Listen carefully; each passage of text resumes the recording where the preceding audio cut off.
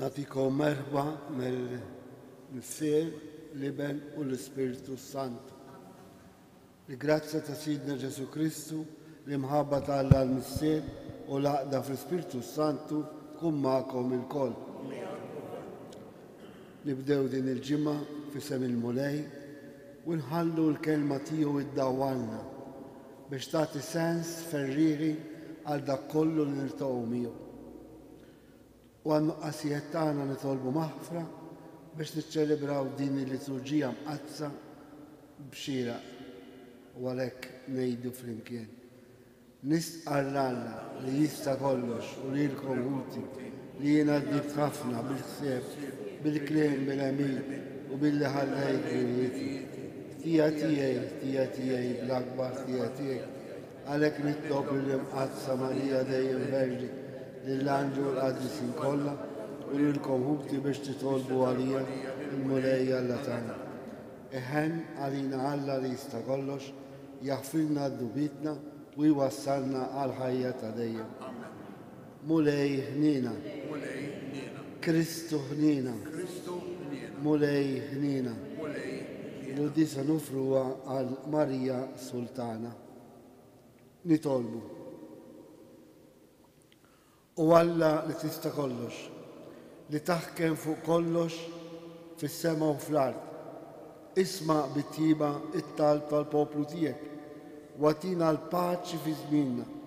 Bibnek Ġesu Kristu Sidna li hu Alla u miegħek jgħix fil-Salta flimkien mal-Ispiritu Santu għal dejjem ta' dejjem.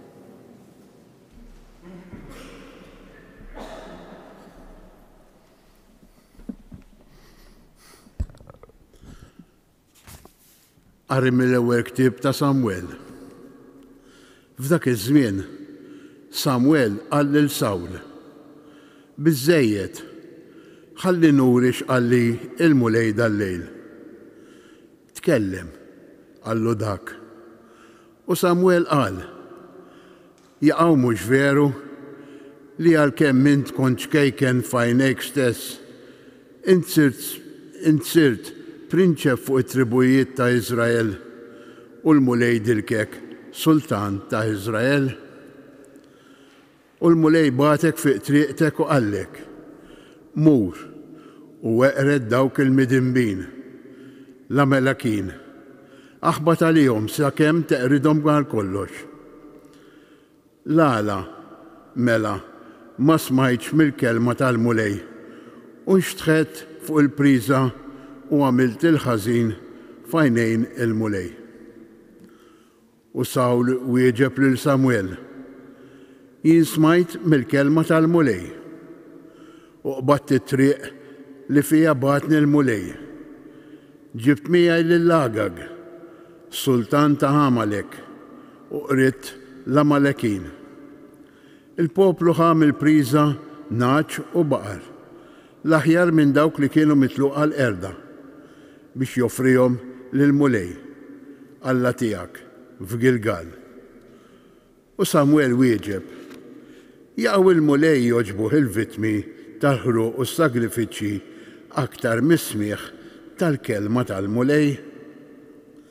Ara, l-ubbidjenza hija aqwa mis-sagrifiċċji, is-smieħ aħjar mix-xaħam tal-muntun. Ir-ribelljoni daqs id-dnub tas-seħer u li twebbes rasek daqs il-ħażen tal-qima tax-xbijat. Għax int warrabt il-kelma tal-mulej u se jwarrab lilek minn sultan.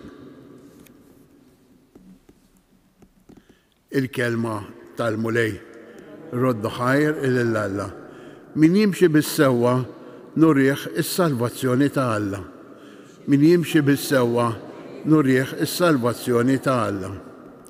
Ma nċanfrekx għas-sagrifiċċji tiegħek, il-vittmi tiegħek maħruqa huma dejjem qudiemi. Ma neħtieġ ebda xogħol oġol minn tiegħek jew gidien mill-imriħel tiegħek.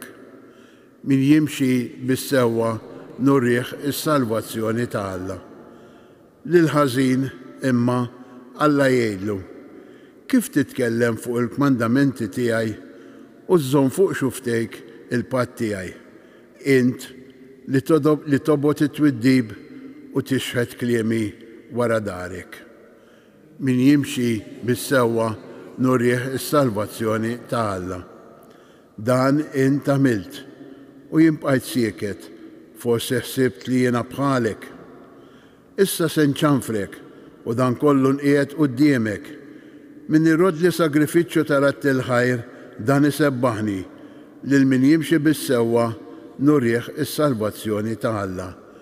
Min jimxi bis-sewwa nurih is-salvazzjoni ta' Alla. Inqumu għall-Evanġelju. Alleluja, alleluja, alleluja. Il-kelma ta' Alla iħajja u qawwija, tarbel is-sibijiet u l-femiet tal-qalb.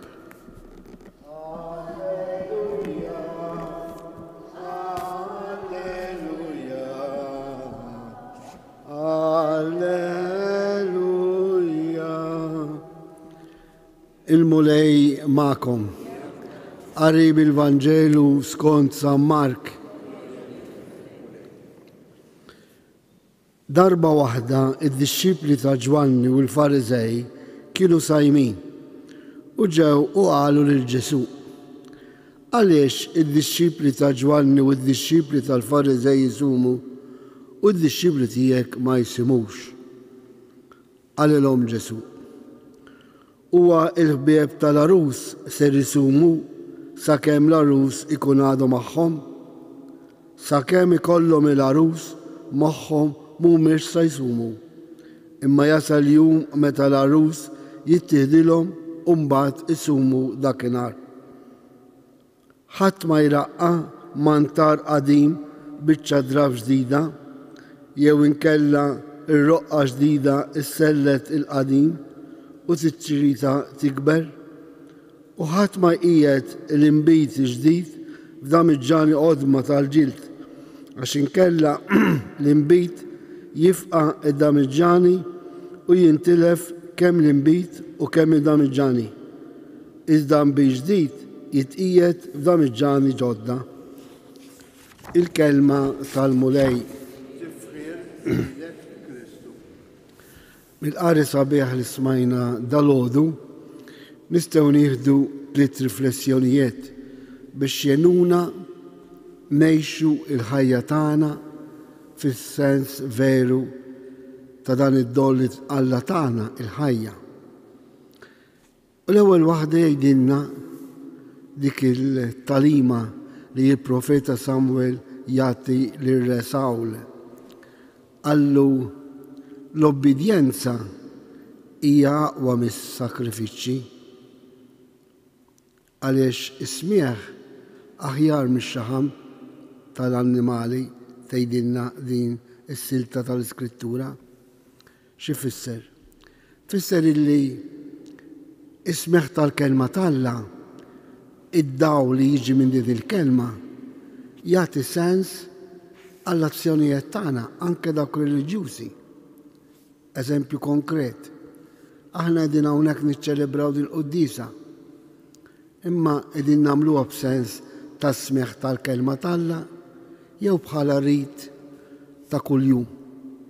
Għax anke din hija tentazzjoni biex nitilfu is-sabiħ u l-pożittiv li hemm fil-qudiesa ta' kuljum. Dan mhix kif ngħidu aħna huwa li qiegħed iċanfarna, imma jiftħilna għajnejna. Sawl tnaħħa mis-sultan bħala sultan fil-poplu ta' Alla għaliex mobdiex il-kelma ta' Alla, warrab il-kelma ta' Alla. U l-bieraħ fil-qudiesa smajna l-esperjenza taż-żagħżugħ Samwel meta sama il-vuċi ta' Alla permezz tal-interpretazzjoni tal-profeta Eli u għallu għidlu hawn il-qaddej tiegħek qed jissemek. U għalhekk aħna fil-qudiesa tajjeb ikenna dik l-ħaġġ biex nisimgħu il-kelma ta' Alla li hija dawl għall-ħajja tagħna.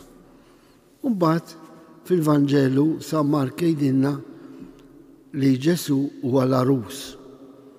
U ma l-arus fejn hemm l-arus, jiġifieri fejn hemm Ġesu, fejn hemm it-tagħlim ta' Kristu, hemm serenità, ferħ u paċi. Il-Fariżej tlewmu għaliex qalu aħna nsumu u d-dixxipli ta' Ġesu le. U Ġesu qalilhom hemm żmien ta' ferħ meta jkun hemm l-awareness tal-preżenza ta' Kristu bħala arus u allura jagħtina sens ta' ferħ bħalma għamel Ġesu illi biddel dak l-ilma fil-mbit fit-tex ta' Kana, kien hemmhekk l-arus li ta' il-ferħ, is-serenità lil dik il-koppja. Meta niftakru li r-riti tagħna m'għandhomx ikunu biss esterjuri imma frott tal-imħabba li għandna lejn Alla. U meta nkunu mal-mulej, meta għandna dik iċ-ċertezza tal-preżenza tiegħu, żgur li nirbħu kull tentazzjoni. Meta naraw ukoll Ġesu huwa l-arus tagħna, allura hija għajn ta' ferħ u ta' paċi. Mbagħad jgħidilna eżempju ieħor illi l-imbi ġdid jitpoġġa f'damiġġani ġodda. U hawnhekk fi ftit kliem irid jgħidilna illi min jiltaqa' ma' Kristu bħala arus ibiddel ħajtu. U ħajtu tbiddilha meta jkollna orjentament differenti minn tagħna personalment biex innersqu iktar lejn Ġesu li jagħtina dik il-qawwa biex inġeddu ħajjitna. Għalhekk kważi kull qudiesa li nisimgħu hija stedina biex niġġeddu. Għaliex aħna nisimgħu dik il-kelma ta' kuljum u ta' kuljum nistgħu nieħdu tagħlima għal matul il-ġurnata. Ejjew mela illum nippruvaw naħsbu Ġesu l-arus tagħna. Nistgħu ngħidu wkoll Ġesu huwa l-imbi ġdid, allura rrid jitpoġġa f'damiġġani ġodda li hija qalbna biex aħna niġġeddu. U għalhekk l-obbedjenza għall-kelma tAlla hija dejjem aqwa minn kull sakrifiċċju ieħor.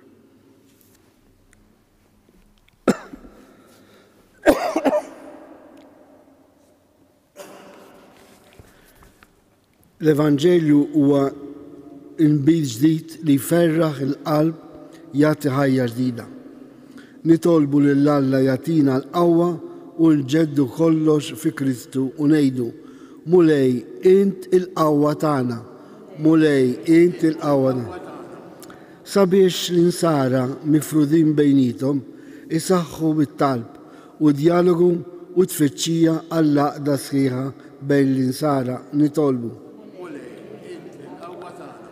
Sabiex dawk li huma bil-għaġġ u bil-ġuħ għall-ġustizzja u l-verità isibu kien u solidarjetà fl-insara impenjati fil-ħajja politika, soċjali u reliġjuża nitolbu.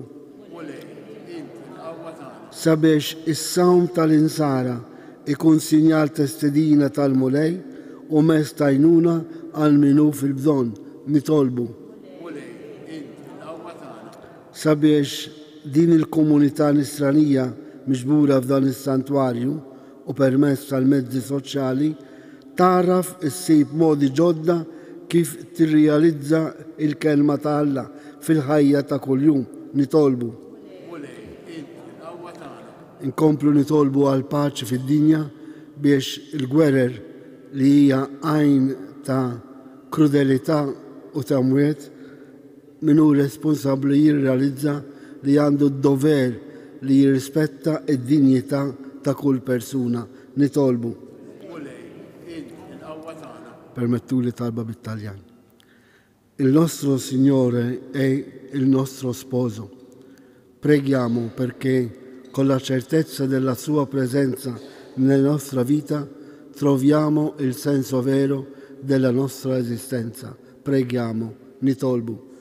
Mulej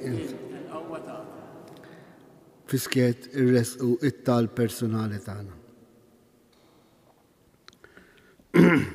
Ir-resqu dimek mulej dawn it-talbet tagħna fil-fiduċja li hija tilqana għal-mejda tat-tiex ta' dejjem li ħejja għalina Ġesu li lu ġieħu glorja issa u għal dejjem ta' dejjem.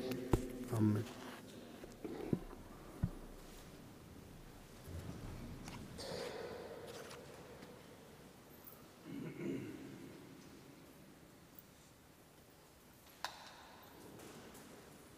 Imbirek int mulej Alla tal-ħolqien kollu, għax fit-tjubita jtajtna dan il-ħobs ta' din nofrulek, frott tal-art u xogħol il-bniedem li minnu jisralina il-ħobs tal-ħajja. Imbirek Alla għal-dejjem.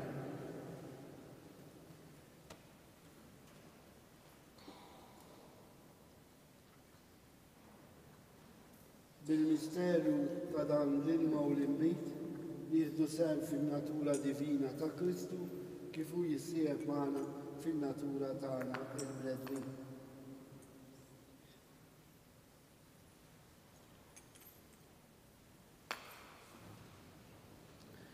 Imbirek int mulej Alla tal-ħolqien kollu, għax fit-tjubitek tajtna dal-imbit li din nofrulek, frott tad-dili u xogħol il-bniedem li minnu jisralina ix-xorb tar-ruħ. Imbirek Alla għal-dejjem. Itolbu ħuti biex is-sakrifiċċju tiegħi u tagħkom ikun joġob lill-Alla l-Mister li jista' kollox. Jilqalbu lejn b'idejk is-sakrifiċċju tifri glorja ta' ismu qatt jiġi tagħna ta' Krisa maqsam Għatina mulej li niċċelebraw dawn il-misteri kif jixraq għax kull darba li nġeddu t-tifkira ta' dan is-sakrifiċċju isaħħ l-emejjel tal-fidwa tagħna bi Kristu Sidna. Il-mulej ma'kom. Nerfgħu qlubna l-fuq. Nithukkar lill-mulej Alla tagħna. Sewwa u xira tas-sew missier ħaddis Alla ta' dejjem tista' kollox tajjeb u taġid tas-salvazzjoni tagħna li dolodu u f'kull sitwazzjoni tal-ħajja irrodulek ħajja. Għaliex int fit-tieba tiegħek ħlaqt il-bniedem u wara li bil-ġustizzja tiegħek ikkondannajtu fil-ħina tiegħek fdejtu bi Kristu Sidna. Bih iqimu l-kobor tiegħek l-anġu l-qaddisi, il-kol ferħana ifaħruk ismawiet ma' serafini u l-qawet tas-sema. Għalhekk flimkien ma' tagħhom illa nitolbuk mulej it-tifħir tagħna waqt li bil-qima intennulek qaddis, qaddis, qaddis. Mulej Alla tal-eżerċiti, is-sur tal-art mimlija bil-glorja tiegħek. Ġej fisir il-mulej u sanna fil-għoli Qaddis tas-sewwint mulej inti l-għajn ta' kull tusija. Qaddes għalhekk nitolbuk dan l-offerti bil-barka tal-Ispirtu tiegħek biex isiru għalina il-ġisem u d-dem ta' Sidna Ġesu Kristu. Li meta kien se jingħata biex minn rajħ ibati ħal ħobs, ratt il-ħaj, qasam tal-disċipli tiegħu u qal: ħudu u kulu il-kol minn dan, għax dan huwa ġismi li jingħata għalikom.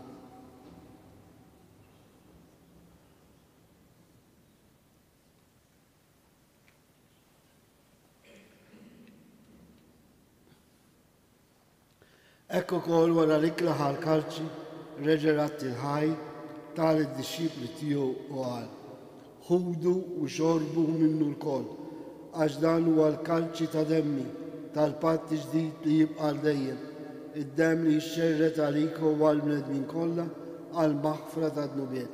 Għamlu dan tifkira tiegħi.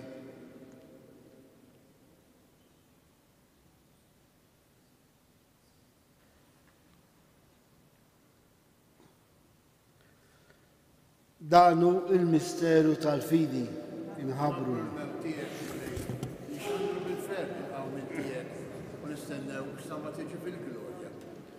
Għalhekk aħna u nagħmlu dan tifkira tal-mewt u l-awmin ta' Sidna Ġesu Kristu, nofrulek mulej il-ħobs tal-ħajja u l-kalċi tas-salvazzjoni.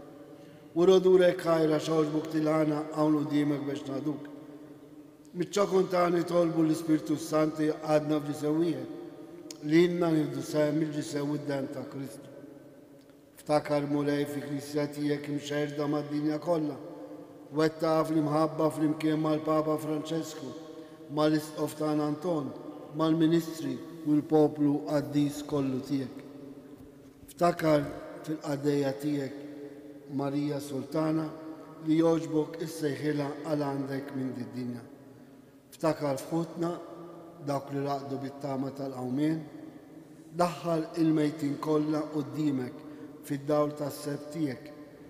Ħen għalina l-kol nitolbuk, għatilina wkoll il-wirt tal-ħajja ta' dejjem, flimkien mal-Verġi Mqassam Malla Marija, ir-raġel tagħha San Ġusepp, l-Apostli San Ġorġ Prejka u l-qaddisin kollha li jgħixu fil-biberija tiegħek sa mill-bidu tad-dinja.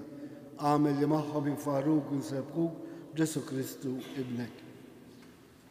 Bi Kristu, ma' Kristu u fi Kristu jingħata lilek Alla missier li tista' kollox, flimkien mal-Ispirtu Santu, kull ġeħu glorja għal dejjem ta' dejjem.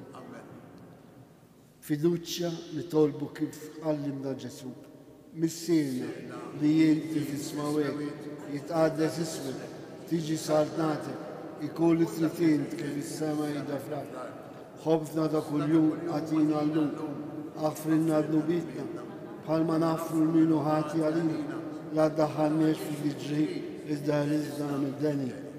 Eħlisna nitolbuk mulej minn kull deni, għatina fit-tiba u ħna tiegħek il-paċi bizminna, biex inkunu ħilsa dejjem midnu u mħarsa minn kull inkwiet. Aħna u nistennew u nittamaw elena u l-miġġa tas-Salvatur tagħna Ġesu Kristu. Mulej Ġesu Kristu, li għedt l-apostli tiegħek, inħallilkom islem nagħtikom islem tiegħi. La tħares lejn dubitna, iżda ħares lejn il-fidi tal-Knisja tiegħek. Għati jaslem u laqda li jint trid fija, int li tgħix fis-saltan għal dejjem ta' dejjem.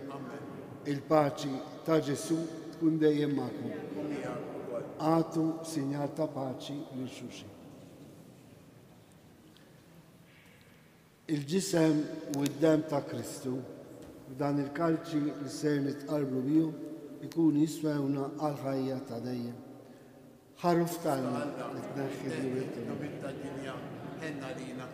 Ħaruf ta' Alla li tneħħi d-nubiet tad-dinja ħenna lina. Ħaruf ta' Alla li tneħħi d-nubiet tad-dinja għatina il-paċi.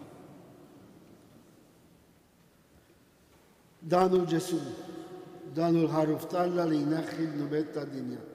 Ħejġin aħna l-mistidna għall-ikla tal-ħaruf. Mulej, ma jistoqlix li dittu resta għaftijiet. Dejt biex kelma waħda u ruħi tkun il-ġisem ta' Kristu jħarisna l-ħajja ta' dejjem.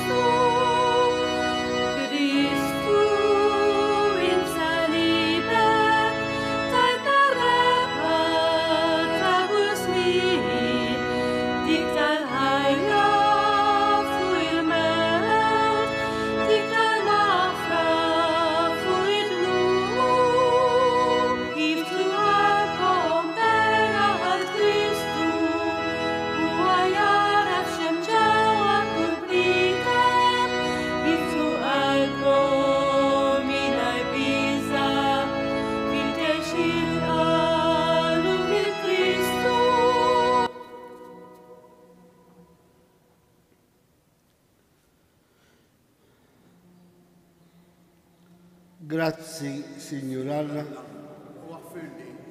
gloria al Messie اللي بنو الإسبيرتو سانتو. Nitolbu, għatina mulej l-ispirtu tal-imħabba tiegħek biex kif tmajtna il-kol minn din il-ħobda ewkaristika, ekku kol fit-tjiba tiegħek tagħmilna qalb waħda bejnietna fl-imħabba lejn il-proxmu bi Kristu Sidna. Qabel il-barka nitolbu l-Madonna ta' Pinu tħarisna u tigwidana biex insibu is-sens ferrieħi tal-ħajja tagħna bil-preżenza ta' Ġesu bħala arus. Nitolbu wkoll għall-benefatturi ta' dan is-santwarju u għal dawk il-morda li jitolbuna nitolbu għalihom. Jalla jsibu l-faraġ fil-kelma talla u fil-preżenza ta' Ġesu arus. Ngħidu flimkien. Slima lik Marija, bil-grazzja mimlija, il-mulej miegħek, immilkenti fost in-nisa, u mbirek il-frott tal-ġuftijie Ġesu. Għaddisa Marija Alla, it-tobalina met-imbir, is-sovistija tal-met tal-amma. Il-mulej ma'kom, iberikkom Alla li jista' kollox, il-Missier, l-Iben u l-Ispirtu Santu. Morru għejxu il-paċi ta' Kristu. Il-ġurnata tajba lil kulħadd.